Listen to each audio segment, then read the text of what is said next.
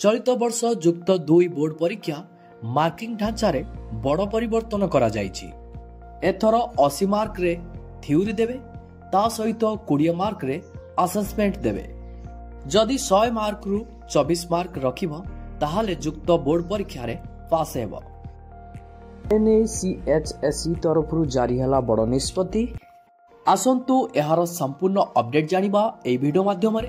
ता पूर्वरु मु आपण मानकु कहि रखिबी एपर्यंत जदि आपण चैनल टी सब्सक्राइब करि नांती चैनल टी सब्सक्राइब करी पाखरे थिबा बेल आइकन को क्लिक करि दियंतु। वीडियो को गोटे लाइक करी फ्रेंड्स मानक पाखु शेयर करि दियंतु जा फल रे समान भी उपकृत ही परिबे एवं आपणकर मूल्यवान मतामत कमेंट सेक्शन ले दबा पाई जमा भी भूलिबे।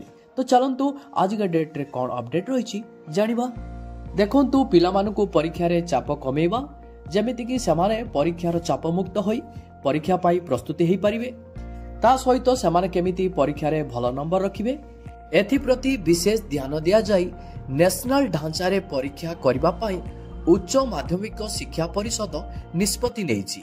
पूर्वरु मार्किंग ढांचा रे परीक्षार्थी माने परीक्षा देउथिले मध्य परीक्षा रे भल नंबर रखि पारु नथिले। तेणु पिलांकर सुविधा अनुसार युक्त 2 बोर्ड परीक्षार परीक्षार्थींकर फलाफल नुआ ढांचा रे प्रदान कराजिवो।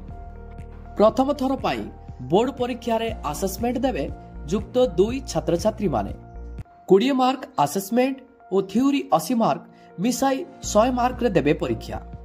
तेबे समाने 100 रु 24 मार्क रखिले युक्त 2 परीक्षा रे पास करिवे।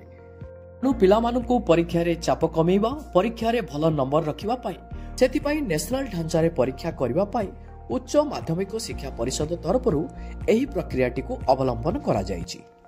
पूर्वरु जो परीक्षार फलाफल प्रक्रिया थिला सेही फलाफल प्रक्रिया अनुसार परीक्षार्थी माने भल नंबर रखि पारुनथिले। सेति प्रति विशेष ध्यान दिया जाई एबे नेशनल ढांचा रे परीक्षा हेबो। सेही ढांचा रे सेमानकर परीक्षार फलाफल मूल्यांकन पद्धति अवलंबन करा जिवो। तबे एथर 80 मार्क थ्योरी 20 मार्क असेसमेंट सहित बोर्ड परीक्षा देबाकू जाउछंती। संपूर्ण तथ्य जदि जानिबा पई चाहुछंती डिस्क्रिप्शन लिंक रे आपण को लिंक प्रोवाइड करा जायछि। आपण से लिंक को विजिट करी संपूर्ण तथ्य जानि परिबे। पुणी आपण को सहित देखा हबो सरकारकर नुआ एक अपडेट को नै। जदि एपर्यंत आपण चैनल टी को सब्सक्राइब करि नांती चैनल टी को सब्सक्राइब करी पाखरे थिबा बेल आइकन को क्लिक करि दियंतु। वीडियो को गोटे लाइक करी फ्रेंड्स मानक पाखु शेयर करि दियंतु। जय जगन्नाथ।